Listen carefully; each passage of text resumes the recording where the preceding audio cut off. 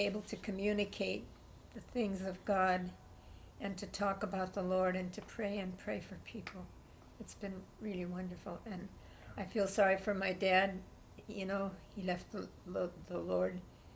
But at the last couple of years, I looked over him and saw that he was taken care of, because we can't, at one time I hated my father, but we can't keep things in our heart and hold them against other people, because that doesn't show the love of Jesus in our life, which is very important, very, very violent that we have that. And how old were you when he left the family? I was 15. Wow. And how old were you when he passed away and died?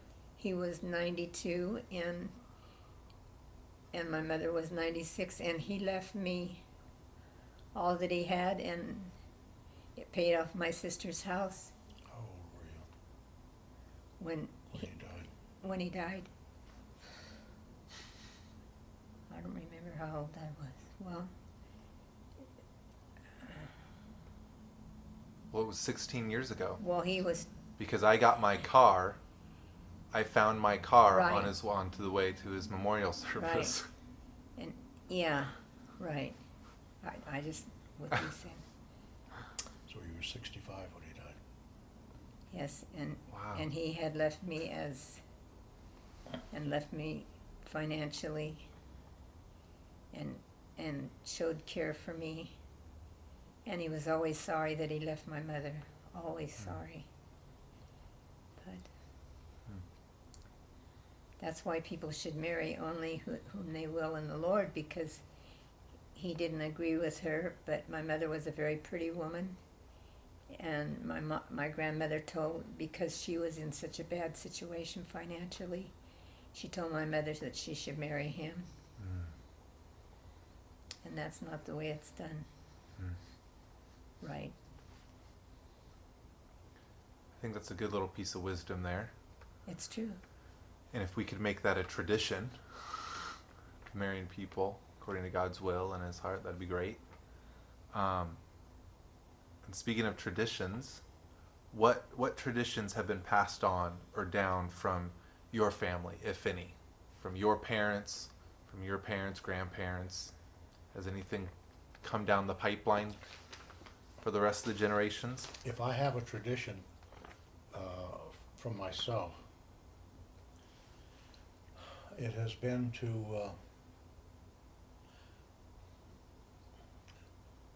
work hard, be honest, work hard, and enjoy what you're doing.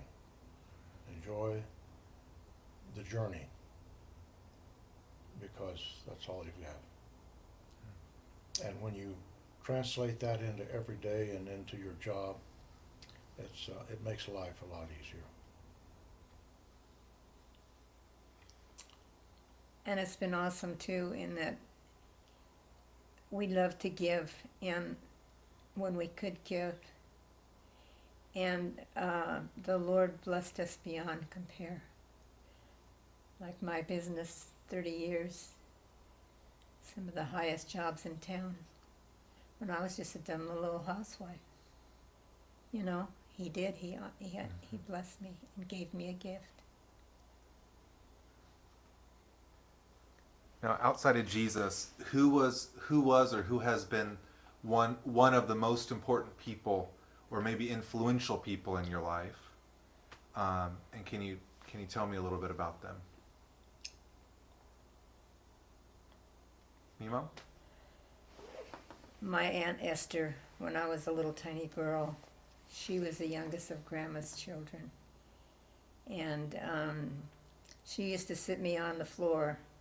I remember I was about 6 years old or something like that. She'd have a little tiny box of candy, little mints or something. And she'd get me, she is very musical, still plays the piano at 87 today. Awesome. And she used to get me down and have me sing songs. She's the one that taught me how to sing, to love music. And then I'd sing it, and she'd give me a piece of candy. Serious. That's how I grew up.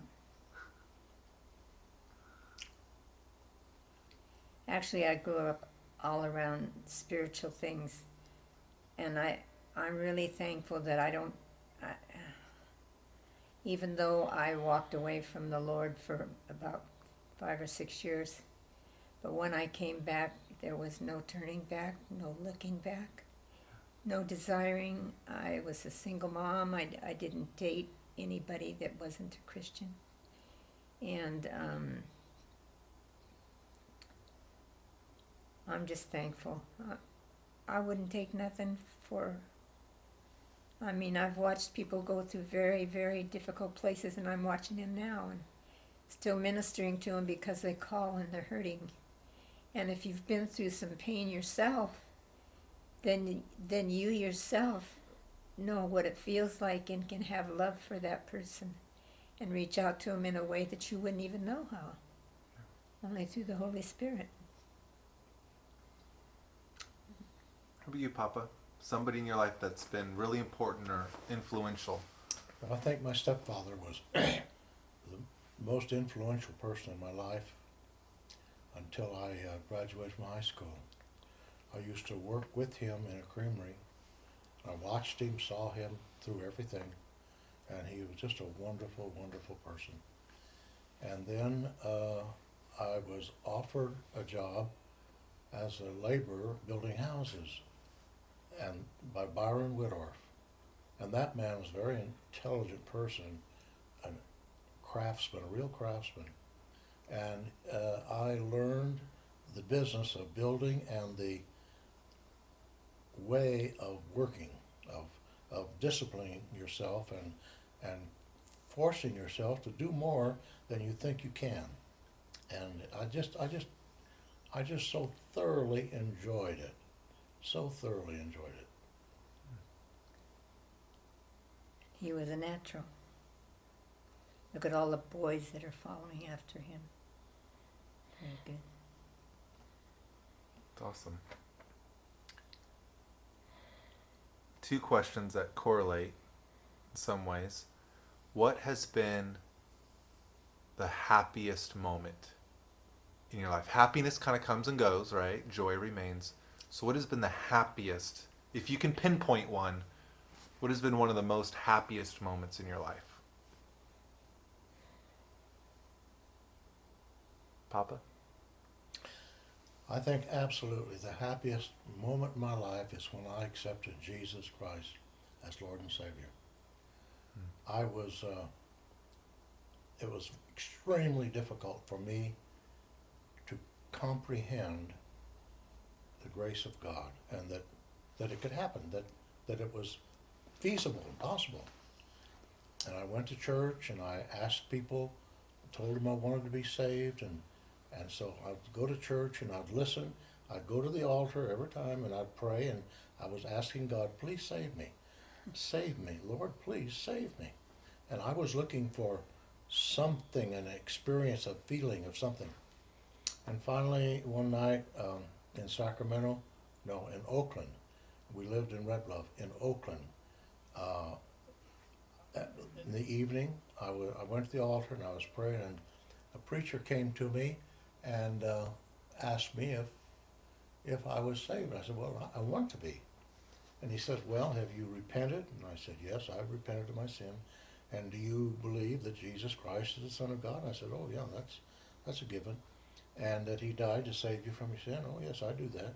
He said, well, son, and he opened the book and he said, now, right here it says that if you believe in your heart and confess with your mouth, bingo, you're saved. And I thought, that's in the Bible, so it's got to be true. So I said, okay, I'm saved. I'm saved, I'm saved, I'm He kept saved. saying it. And I got up from church and got the kids together, and I kept saying, I'm saved, I'm saved, I'm saved, I'm saved. Got in the He car did. with the 4 kids in the back seat and headed toward home, toward Red Bluff, going down the road saying, I'm saved, I'm saved, I'm saved, I'm saved. The Bible says I'm saved, so I'm saved, I'm saved. I'm saved, I'm saved, I'm saved. And about, Halfway home. somewhere between Oakland and Winters, it dawned on me. I really am saved. And I just couldn't believe it. It was just marvelous. Hi, Tony. Can you? Yeah. Dr. David Lee. Dr. David Lee. David, that I know of. Call Dr. Gers. What's his wife's name?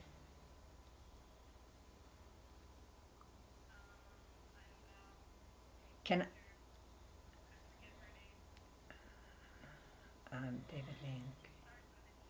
Gee, yeah. Can I call you back in just a little bit? Yeah. Okay, hon. Bye bye. Somewhere there, it dawned on me, and I realized that I really was saved. And I got so happy, and I was telling my wife in the front seat with me, and I just overwhelmed with joy of I'm saved. I looked for it. I tried to get saved for quite a while, and I'm saved. Man, this is wonderful, wonderful. And in winters, it was late at night, and a policeman stopped me, a great big guy, and had a big old flashlight about that big, and he flashed it in the car and got my driver's license, and he said, "All these kids yours?" That was before seat belts, and there was 4 of them laying all over the Sprawled all back seat. over. I said, "Yes, sir." He said, "Well, I'm not going to give you a ticket, but you be careful, slow down, because down the road they'll get you." He turned around and walked away, and I said, "Hey, wait, I'd like to tell you something." You did? And I said, "You know what? I'm so happy. I just got saved. I just accepted Jesus, and I got saved, and I'm so happy." And he looked at me, and he said, "Well, you just go on down the road now." And he went on away. That actually. And I went home and went back to my job, and because of the conflict of what I had seen businessmen in my friend Byron Woodorf, that was my teacher, because what I'd seen in him, I couldn't correlate being a Christian and being in business. And so I didn't finish my contractor's license. I didn't do it. And his wife had a blood clot in the leg, and I thought, look, if I go pray for her, she'll get healed. And it's a Catholic hospital, and that really spooked me, because then there's a big difference. And so I went to her and in the hospital, and I said, "Now, I'm going to pray for you, and God's going to heal you. Now, if He does, will you give Him glory? And if I don't know when it was, maybe Wednesday, if you get out of here by the weekend, you'll know that God has healed you." She says, "Oh, yes, absolutely. I'll do it." And in my heart, I knew she wouldn't. But I prayed for her, and God healed her. She got out, and that rascal, she reneged on me. Good actually. But that was great. That was just great. God was so good. It was so good to be a Christian. How about you, me, Mom? Happiest moment?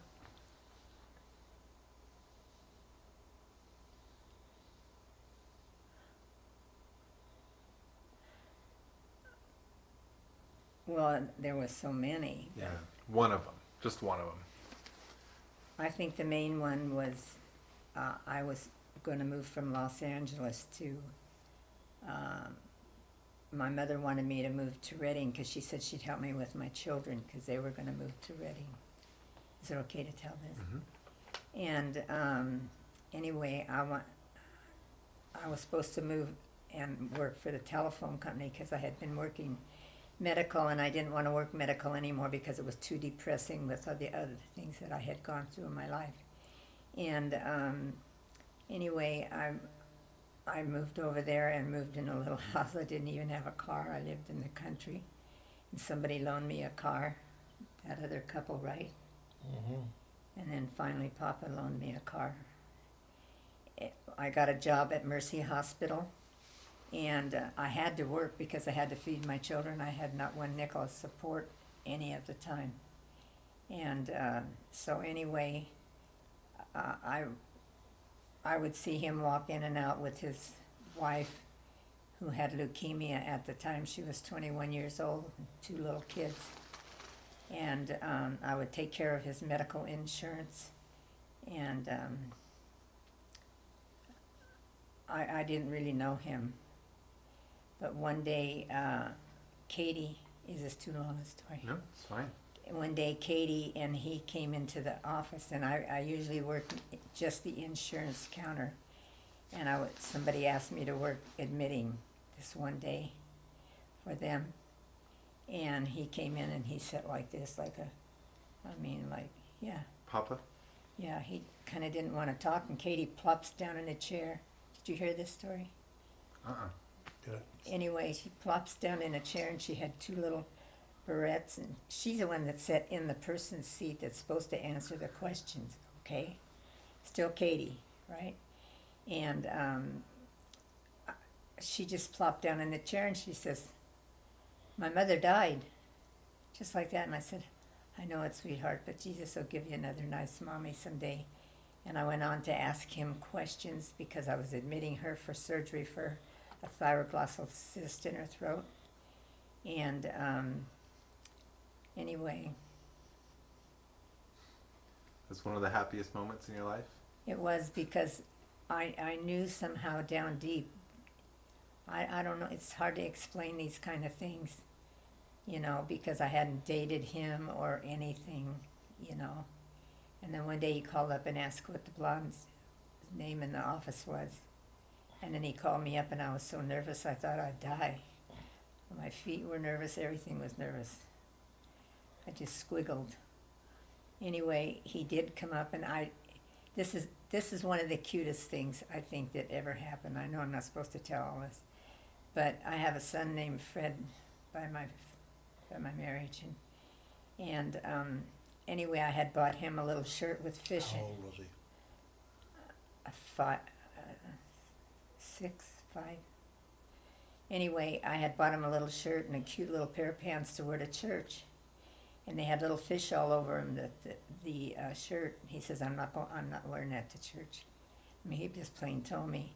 And we had a tree swing out in the yard, and I went home one day, and I don't remember all the detail, but I told him that Karen was staying with my aunt, and I told him, I said, "There's a man coming up to visit us," and when I got home, he had that shirt and those pants on and was swinging in the swing because Don was coming up.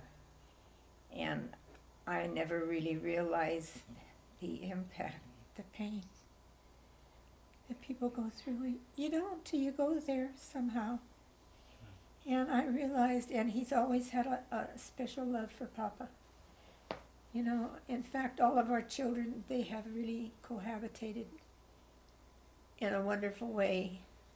There's always issues, but in every family, but it just seemed like God was he was just in favor. And I didn't want to work in a hospital, and I had worked in medical before and didn't want to.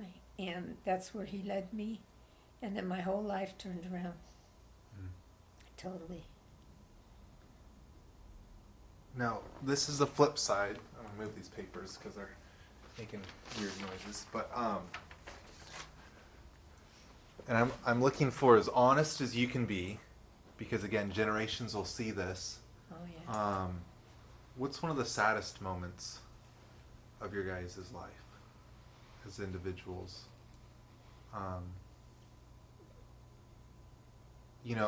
I once was told the story by Zane Anderson, a pastor in Oakhurst for a season. Now he's in Arizona. And he said, the benefit of showing people our scars is that it helps them realize that they too can survive and then thrive. And we know from the scriptures, as Jesus showed Thomas and the rest of the disciples his scars of the crucifixion, that's our hope of resurrection. And so, as a means of revealing some of maybe a big scar, what's been one of the saddest moments in your life? Why don't you start, Mimo? Shall I tell? Mhm. We had been married for like,